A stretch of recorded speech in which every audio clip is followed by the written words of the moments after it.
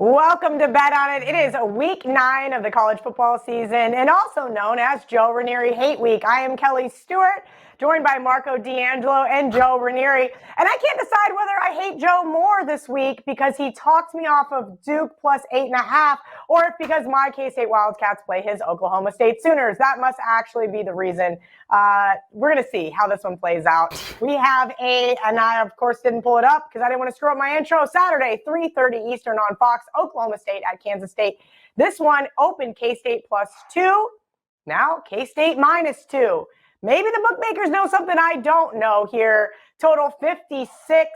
Everything I'm hearing out of good old Manhattan, Kansas is Adrian Martinez will be a game-time decision. And while Will Howard was okay in the first half there against TCU, that K-State offense really sputtered in the second half when he went out with an injury. Joe, I'm going to let you go first here. Say your piece about your Oklahoma State Cowboys. Very happy with them last week. There's a nice thing I said about Joe. Joe was very insightful in the Spencer Sanders injury last week to help me get that outright win over Texas. Yeah, no, listen, I mean, the big question is going to be the quarterback for K-State, right? There is no doubt that I don't love the spot for Oklahoma State this week by any stretch of the imagination, having to another big comeback there against Texas at home. We already know that they've been dealing with some big-time injuries on the offensive line. Spencer Sanders is, of course, banged up. Now you've got a K-State team that was leading 28-10, Cal, against TCU, ended up losing 38-28 because backup quarterbacks kept throwing the ball to TCU. So it was not great. We know Oklahoma State has been phenomenal against the number, right? Especially as an underdog under Gundy. The numbers are gaudy. It has been a hell of a stretch here for them. Can they keep it going? Depending on who the quarterback is for K-State. But there is one thing that I found, Cal, that I'm pretty confident in. This is about a pick 'em price one way or the other. It's money line one way or the other, right? Well, K-State's played now 6 college football games this season. Do you know how many they have trailed going into the half? Anybody? None. 0. They have exactly correct. I was waiting for a Dan to pan to. It is 0. So I don't at a pick 'em price here, Cal. And we know they're a well-coached team. We know even if Adrian Martinez goes, or Will Howard goes for that matter, having a week of practice under the belt, I do think Oklahoma State has started off slow in games here, certainly against some rivalry games. It is I believe it is a triple revenge game here for Kansas State. Makes it a little tough, but I do think K-State takes the lead into the half like they have done in every other game. Oklahoma State has had some comebacks here, some interesting ones. Do they have another one in them? I don't give a shit. I'm only betting the first half, Cal. That's it. So I'll take K-State in the first half. Let it do what it's going to do. I hate this game. This is so tough. K-State, as you mentioned, was up 28-10 over TCU, Joe. And that was the last score I saw. I refreshed it, went into a concert, had no service, getting green messages, which means that you don't have very good service, but somebody's able to get through. K-State, exclamation point, exclamation point. And the next one I got was, well, I guess I won't see you in the Big 12 championship game. And I got a little perplexed, but I couldn't get anything to work.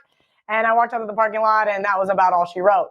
Marco D'Angelo, Joe mentioned how great Oklahoma State has been against the number this year. They've covered their last 8 road games, but you know who's covered more? K-State has covered 8 of their last 11 versus Oklahoma State. And while Joe mentioned they haven't gotten the W, they have gotten the against the spread winner. So with Will Howard, with Adrian Martinez, tell me your thoughts on this matchup in the Big 12. Well, Joe hit the nail on the head. Is either way, whichever quarterback goes, if we got Will Howard, he's going to have a full week of reps and have a game plan that's designed for him, not Adrian Martinez. That's a problem so many times whenever a backup quarterback comes in. You've got a game plan that was designed for the other quarterback. Kansas State, yeah, that was a sore spot with me last week. We talked about the bad weekend we had last week. That was one of the games, and you're up 28-10. you're feeling pretty good about the situation, and then everything fell apart in the second half. I'm going to go ahead, come back with Kansas State. We've been riding this team most of the year. As you know, Kelly, you're a fan, but I'm a fan this year because I got a season win total on them, rather large one, because I really like this team. I thought they were going to fly under the radar. And last week's loss, that little double heart there, because that would have, I think, locked us up for the season win total. So now we got to get this one, and I think they'll do it. Oklahoma State, bottom line, phenomenal what they have done. But how many times can you keep going to the well, come from behind, and get the job done like they've done? They had a big come-from-behind victory last week. They were in a barn burner the week before. It was the other way around. They had the lead and blew it against TCU. I think this has got to catch up to them. They've had Baylor, Texas Tech, TCU, and Texas. That's 4 big games in a row, and now you got a 5th one. I'm going with the home team here, Kansas State. They play defense. I think that's the difference of this game. We know Oklahoma State can score, but they've had problems all year. Teams have been scoring against them. And you look at Kansas State, they own the 23rd ranked defense at points allowed, 19.7 a game. Oklahoma State is 87th. And then if you look at it, yards per play, they're 46th compared to 77th for Oklahoma State. Let's go ahead, get the home team. We're asking them just to win at this number. I think they get it done. Saturday, ESPN, 7 p.m. Eastern. That's right. Big old showdown. Undefeated Tennessee. Kentucky comes to town and is catching 12.5. Total 63.5. Marco, I'm going to kick it back to you first. Your thoughts on this one? Well, Kelly, I'm going to not give my thoughts on this one at this time, being I'm going to have a lot to say about this game a little later in the show. So I'll just tease it that way, but I'm sure you have something to say. Oh, sure. Of course I do. I think this is a classic look-ahead spot here for the Volunteers. They beat down some team you guys all have to Google. And who do they have on deck? That's right, the Georgia Bulldogs. Joe, I got to take Kentucky here. Bottom line, they're already in my parlay. They're already locked and loaded. Now, could they lose this game by a touchdown? Absolutely. But if you're going to give me the second best defense in the SEC plus the points, I got to take it. Jackpot, 11-2 against the number as I believe an SEC dog of 7 or more in this spot. This number is absolutely a little overinflated. Kind of reminds me of a Kentucky team that went to the Swamp, Cal, if you remember, a month or so back, and they were catching a whole lot of points too, and everyone anointed, Richardson, the Heisman winner, and we haven't heard from him since after losing to Kentucky. I had given a whole lot of great numbers regarding Josh Heupel, Tennessee in first halves and how good they have been against the number. A lot of those came on the road. You mentioned Georgia on deck. Tennessee has battled in the past the look-ahead situation against Georgia. They're in that spot here again. I've got Stoops and company coming off a bye week. I've got Will Levis, who many are anticipating is going to be the number 1 draft pick, the number 1 quarterback taken in this upcoming draft, right? This kid can throw, surprisingly. We've talked about, Gonzalez, the running back, right? And they can run. We know that. But he doesn't often get enough credit for how well he can throw the ball with this Kentucky team. I think he can be more than efficient enough, and I think the number is 7 in the first half for Kentucky. If you think Kentucky can stay within this number, then you got to think they're going to do exactly what they did to Florida, and that's come out and punch them right in the mouth, and they're going to go in under a touchdown. It's going to be a very close game going into the half, and then they will absolutely have an opportunity to win this game outright in the second half. But I think Kentucky, I think they sting them early on here. So I like Kentucky in the first half. I'll take the touchdown in the first half. Anticipate that if they don't have the lead, they are going to be really close to having the lead. This is going to be a very, very close first half. I'm going to take the 7 points in that direction. I love it. Joe bucking his own trend and going with the Wildcats in the first half. We will hear from Marco in the best bet section. Let's kick it over for some TNA right now with Ralph Michaels. There's my guy, Ralph, the man with the pin, stat daddy himself at Cal Sports LV. I don't want to screw this up because Marco will yell at me. Right now, Ralph has a special using coupon code FLASH100, FLASH 100. That means you get $100 off Ralph's 30-day all access. I don't know if you've seen the show lately, Marco or Ralph, but I have really screwed up Marco's promos, and I didn't want to screw up yours. Well, that's all that, don't worry. If you're going to screw something up, screw up Marco's. I appreciate it, Kel. You know what? What an exciting time. World Series action, and it's the only time period where we have MLB, NFL, college football, NBA, NHL, and guess what? In under 2 weeks, the college basketball season starts, and I want you to check out the college basketball guide at Wager Talk. It'll be up by Friday morning on my homepage. So $100 off a 30-day all access. You're getting 4 weeks for $199. Kelly, I've had one football 5% play in 3 weeks. It was a winner 2 weeks ago. I have another one I'll be posting it Wednesday at Wager Talk for this Saturday. Don't miss out. You'll get every sport I do for the next 30 days for only $199. The code FLASH100. I love to hear it. You've got 4 systems for us today. One from the stats son, Jeff. And you brought me a little nerd chart. So let's get into it. Well, let's start off with this. Normally, conference trends don't tend to go from one year to the next. You may have a season where the Big Ten teams do well as favorites, or another year where a conference does well at a dog. But I went all the way back to 2008. MAC away favorites of 3 or more. It's that simple. We have over a decade of data, and MAC away favorites of 3 or more when they're playing a conference game. 140 wins, 83 losses. That is 63%. That's an incredible number. If that team is off a loss, it goes up to 65.8%.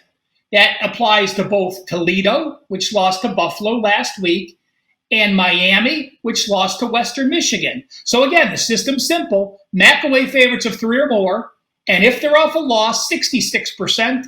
Toledo's playing Eastern Michigan this week. It says take Toledo. And Miami's playing Akron. It says to take Miami. I do want to point this out. Neither of these teams apply, but MAC action starts next week. There's games Tuesday and Wednesday.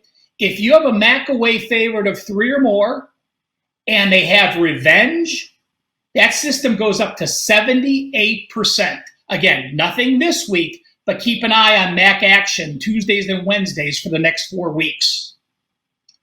System number 2.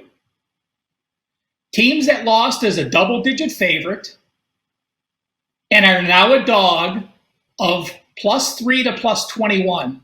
Now, normally I don't like using line subsets, but this one means a lot to me. I can be okay with using a dog of 3 or more. Obviously, if you're a short dog, you're in that pick'em type range. And I'm okay cutting it off at 21 because there's many times where you're getting late touchdowns late in the season where it's a non-competitive game and you're getting 30-plus points. So teams that lost as a double-digit favorite and are a dog between +3 and +21 have gone 20 and 37, 35%.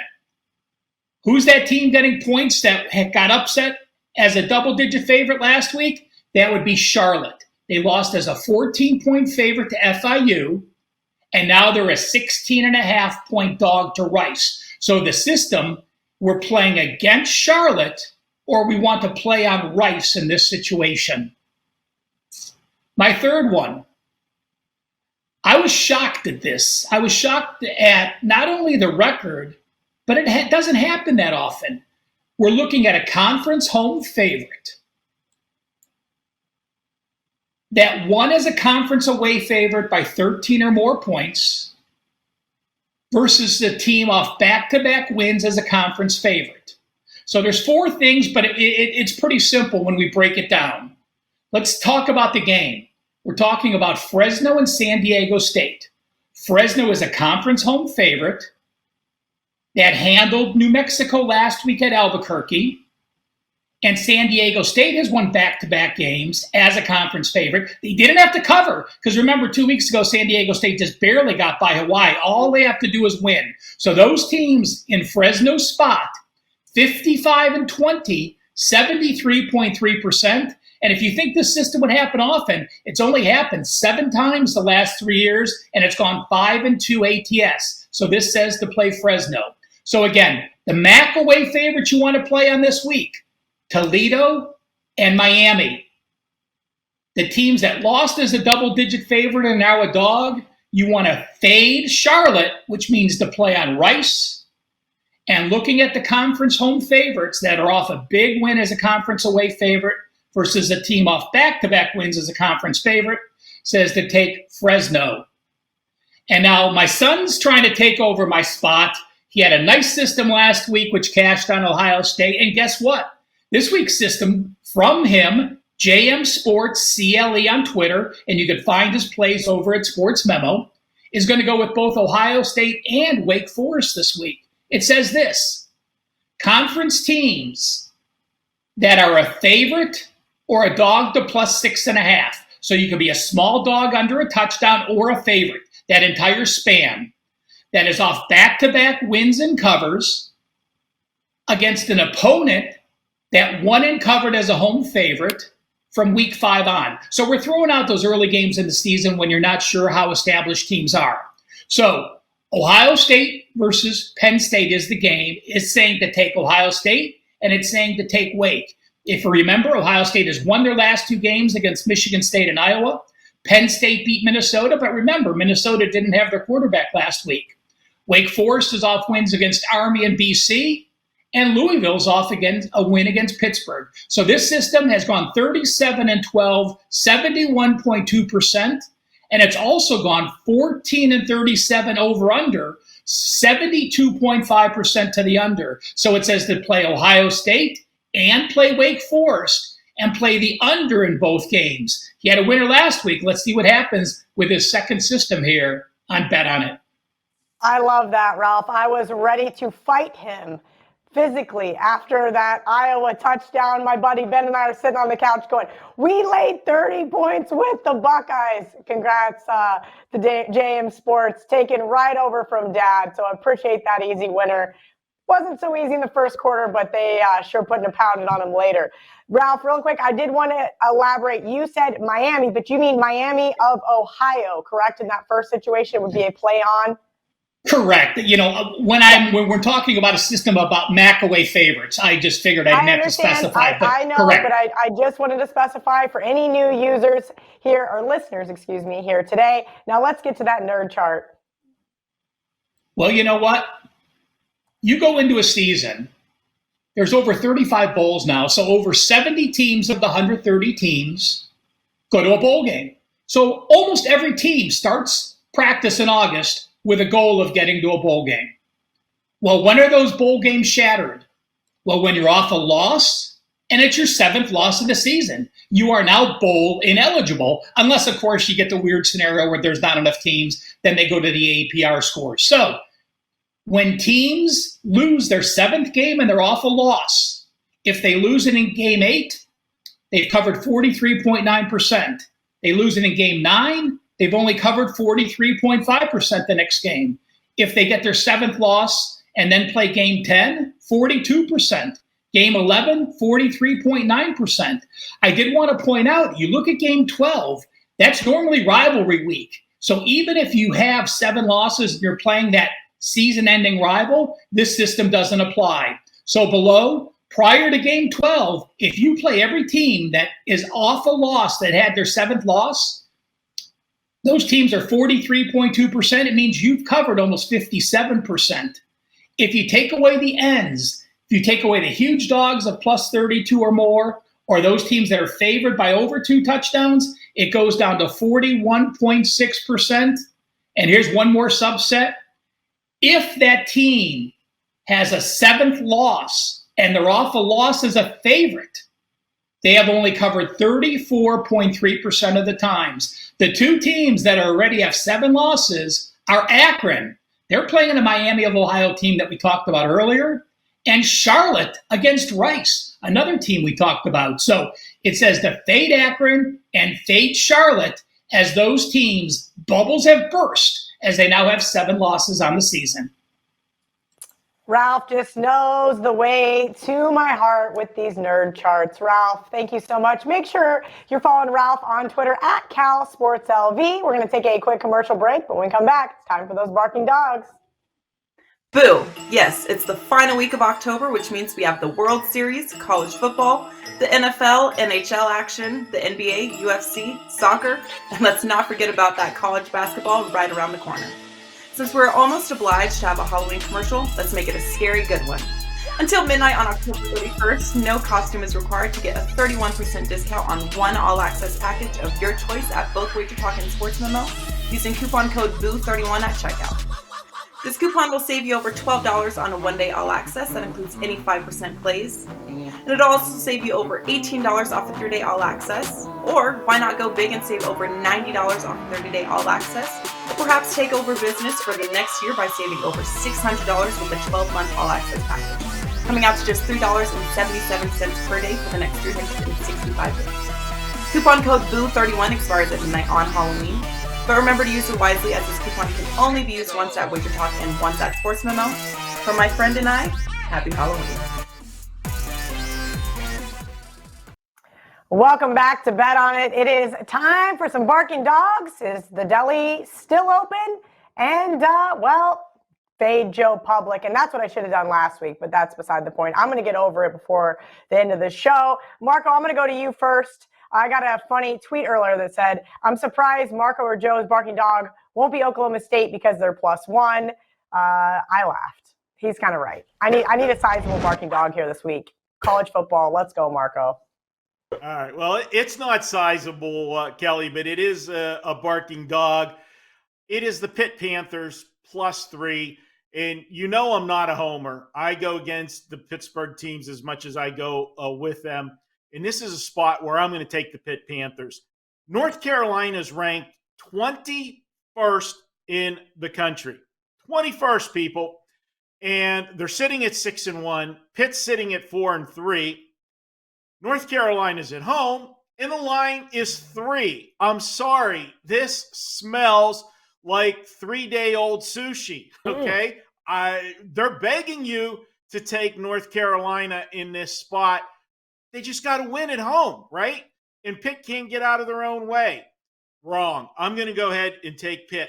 This Pitt offense can score points. They were held to 10 points last week, but that's because they had 4 turnovers in the game. If they throw the football to the right colored jerseys, they'll be okay. And I think all these new jerseys where everybody keeps changing their jerseys every week is confusing the quarterbacks. That's the only thing I can figure for all these interceptions. But I'm going to go ahead, take Pitt.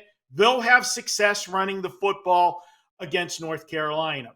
Hell, me and Joe could block and Kelly could run, and we would gain yardage on this North Carolina defense. You always know I like the better defense getting points. And when we talk about defenses, there's not many worse than North Carolina's. So give me Pitt. I'm going to go with my hometown team plus the points here. They win it outright, 38-31. Yeah, it'll be a high-scoring game, as most North Carolina games are. It's what happens when you don't play defense, Marco. I'm with you. I also like Pitt +3. Joe, this week was tough. There's not a lot of dogs around the touchdown mark that I like. There's lots of double-digit dogs that I don't think have a chance to win outright. So I have a feeling you have another field goal type dog for me. I tried, Cal. I can't, whoever had mentioned, I'm probably going to go with Oklahoma State, doesn't understand the rules of the show. We can't consider a +1 an underdog. We're not allowed. We've already gotten chewed out on that. So instead, this line keeps getting worse, unfortunately. It opened up at 5. I was able to get it at 4.5, and that's Louisville. Right now, it's down to 4s, in fact, at home, taking on Wake Forest. And Louisville coming off of that nice win, too, against Pitt last week. Cunningham is back, and I think Louisville's kind of got a bad rap here. First of all, they're 3-0 against the number in this series. The last 3 times these two teams have played, there's usually a ton of points in this game. We know Hartman, we know Wake Forest can put up some points, but yeah, Louisville can too. But the thing that stuck out to me about this one, Cal, was the strength of schedule for Louisville versus Wake. We're talking about Louisville with the 16th toughest strength of schedule, while you've got number 74 for Wake Forest. So Louisville, while they have had some issues in some of these games, they have played much tougher opponents, and here they are at home. The numbers defensively, not a whole lot different. In fact, a little bit better than what we're getting from Wake. I think they're home. They're fully healthy. There were some injury concerns on the defensive side. Those have been rectified. I think this is going to be one of those spots where everybody thinks Wake Forest is just going to throw up like they did against BC, 40, 50 points. Well, they may, but the problem is Louisville ain't BC. Louisville is going to be able to match them point for point here. So the series suggests and the history suggests this one is going to be a shootout, but it's one that, don't be surprised at all, Cal, Louisville wins it outright as the 4-point dog. Yeah, that is another one that is on my list that I like as well. Joe, I guess I'll have to find those double-digit outright dogs for myself. You guys, just come on. This is what we're here for. I want to hit home runs every single week. Joe, we started a new segment this year in addition to the show. And so for anybody new watching today, it's called Fade Joe Public. And I should have faded Joe on his Miami bet last week, but I didn't. It's okay. I'm over it. I told you I'm working through all of my angst on the show. You guys in the YouTube comments are my therapists. You're welcome. Marco's the only one that reads those anyway. I can't.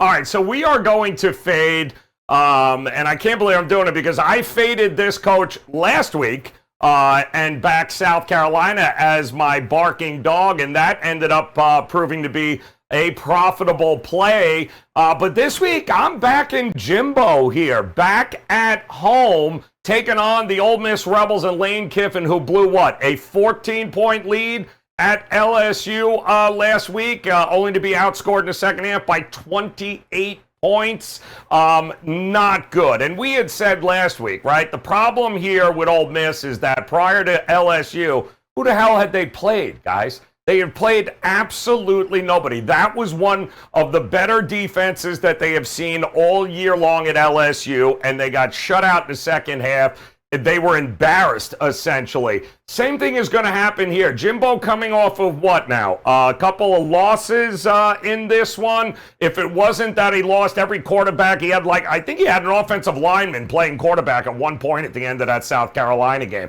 I think they only had offensive tackles left that could play. But they are a little bit healthier here. Jimbo in the past has done an amazing job, and I believe when he's had straight-up losses, consecutive straight-up losses here and against the number, he's done a pretty good job bouncing back.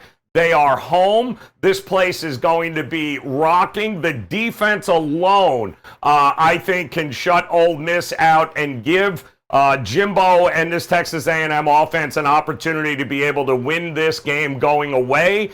Much like what we saw in the second half against LSU and that defense, I think that continues in this game. Give me A&M. I know the public says, no way, can't do it. I don't know about that. I like Texas A&M to be able to get the job done as a home dog in this one, Kel. Joe, you got the same list that I got. I know we like to steal each other's plays, but we're either going to have a really good week or a really bad week here on Bet On It. I, too, think this is a great buy low spot on the Aggies. Unfortunately, I'm going to take them as well. Marco D'Angelo, I sent you a text this week. I said, okay, we got to put the viewers on a diet. You're going to make them really fat if we keep feeding them all these sandwiches. So you have a trap game for us this week. I do, and if you just want my endorsement for Texas A&M, it's on my list too. Oh, for Christ's sakes! It's good luck to us. I don't know, Kelly. Do we have the same effect? As I know, whenever you watch the Thursday night game or the Sunday night game, and all the little symbols go up on the bottom of the screen, the helmets, no! Everybody's on the same team. I get texts from Kelly. She's screaming, "No!" Do we have that same effect? That's usually when it's like 6 or 7 analysts, right? Like, Yep. yeah, they did it to the Patriots on Sunday. That is rather scary that we are just like triplets in a Vegas show right now dancing to the same tune. But we're going to find out because, like I said, it's going to be a really good week here on Bet House. It's going to be a really bad week. Marco, trap game. Let's hear it. All right, trap game. This is going to be a recurring theme for some of the plays. You heard me with the Pitt analysis. Well, let's start this one off. We got another ranked team. Syracuse is 6-1. They're playing Notre Dame, who isn't ranked, and you're just asking them to win at home, -2.5. Doesn't that look a little easy? And this 6-1 team just took Clemson to the limit last week. They are coming off playing back-to-back top 25 teams. They beat NC State 2 weeks ago, but NC State was without their starting quarterback. Then last week, they did everything but win the Clemson game. How bad was it? Well, they had a big lead going into the fourth quarter and got outscored by 17 unanswered points in the fourth quarter. Now, playing a team as highly ranked as Clemson, both teams were undefeated. This also comes into the Dream Crusher category for Syracuse. Their season, went up in smoke. Now, did they really think that they were going to go undefeated and play, for the national championship? Probably not. But you know what? If they would have won that Clemson game, did you look at the rest of their schedule? They had a really good shot of running the table, and it would have been interesting. But that's all for naught. So I don't see Syracuse picking himself back up off the mat. And then I look at this Notre Dame team, and they have won 4 of their last 5 games. Now, I said they're 4-3. Well, if you look at their 3 losses, I saw an occurring theme. The first game of the season, they lost to Ohio State. They were 17-point underdogs. They were supposed to, but they played extremely well, better than anybody thought they would. So you got to give them the moral victory in that game. They covered the spread and held Ohio State to 21 points, their season low. They came back the next week, and as Kelly and I like to say, they lost the same game twice. I think they were flat after the Ohio State opener, come back, played a Marshall team 7 days later, -20.5, just thought they had to show up and they would win. Well, you can't do that. They lost. Then they win 3 in a row. That third win in a row was a big game for Notre Dame. They came to Vegas. That was the Shamrock Series game where they played here in Vegas, and being here in Vegas, I saw all the green that was marching up and down Las Vegas Boulevard that week here. They traveled well for that game. They had 70% of the seats at Allegiant Stadium for that game. They got the win. It was a hard-fought win. What'd they do? They came home and laid an egg after that. They were focused last week, got a big win. They're going to be focused this week. They're the better defense. This is a team that has only had one team score 26 points or more against them. That was the 26 they gave up to North Carolina. I like this defense to stay in the game. I'm betting against Syracuse as much as I am betting on Notre Dame because of the spot, the hangover effect from that loss. This is a trap. If you think Syracuse looks that good, yeah, that's what Vegas wants you to think. Why is this not 3? Why is it under the field goal? I talk about this all the time with these numbers on the key numbers. Why doesn't Vegas just go ahead and hang up the number and let you decide pushing it to 3.5 or pushing it down to 2.5? No, they made a stand. It's under the field goal. Take Notre Dame. They win it outright, 24-20 in a low-scoring game. Marco, would you like to know why it's not 3? Because I bet it on Monday, and I sent it to everybody I knew. Adam Trigger texted the group that Joe and I are in and said, everybody take a look at Notre Dame. He had just went to that same Syracuse-Clemson game, said this team is going to be very hungover. I'm with you. Joe, do you want to join in an agreement just for, some non-parody of the show? You know what the answer is. We're going like 3 for 3 here, guys, across the board. This is again going to be extremely profitable or about as miserable as it gets. But I'm with you guys here. Let's get it done. I'm feeling it. At least misery loves company. But yes, true. Marco, do love the Irish. We're going to take a quick commercial break. When we come back, it's time for Best Bets. Have you checked out all the new handicappers at Wager Talk? If not, here's your chance. You can take 50% off your first daily or 3-day all-access purchase at Wager Talk using coupon code TRYWT. Our new roster of experts is 30 deep, covering sports from all around the world, giving you tons of options to choose from. All you have to do to redeem this offer is go to wagertalk.com, choose a handicapper of your choice, and use coupon code TRYWT at checkout, saving 50% on your first purchase. Welcome back to Bet On It. It's now time for Best Bets, and of course, ladies go first. I'm going with West Virginia plus 7.5 because Marco D'Angelo got into the Slack messages before I did and put down his best bet. So we'll get to that here in a minute. But this is, we'll call it a 1B best bet. So I'll take the Mountaineers over the touchdown at home. West Virginia at home is vastly different than West Virginia on the road. If you remember from Marco's analysis last week, headed into Lubbock, this Mountaineers team has cashed 6 straight tickets against the Horned Frogs. And let's talk about that Horned Frogs team. They have an off week this week, if you will, right? They played 4 straight ranked opponents. Yes, KU was ranked when they played them. Yes, Oklahoma was ranked when they played them. And maybe they had a little bit of luck in the second half last week. We'll leave it at that. I don't want to discredit this team and what they've accomplished this year, but I think midnight strikes on the clock for Cinderella in Morgantown. Give me West Virginia, and don't forget to sprinkle a little bit on that money line. Marco D'Angelo, you're up next with my best bet.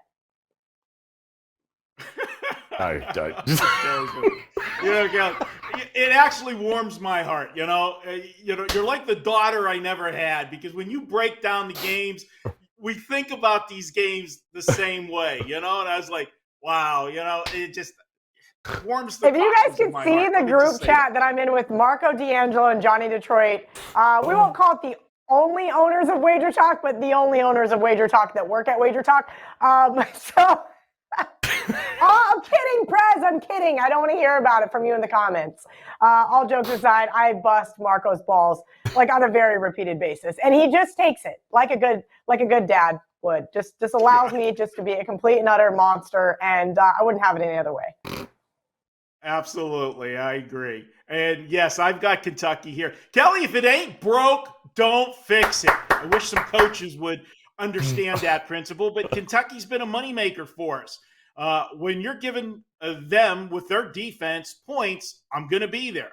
I preach it all the time. Give me the better defense, getting points. That's where we start the handicap. And when you look at Tennessee, yeah, it's nice and gaudy to look up there and see those 50-point games, 60-point games, but they give up a ton of yards. And they are in a horrible, horrible spot as far as a look-ahead game goes. Yeah, they got Georgia on deck.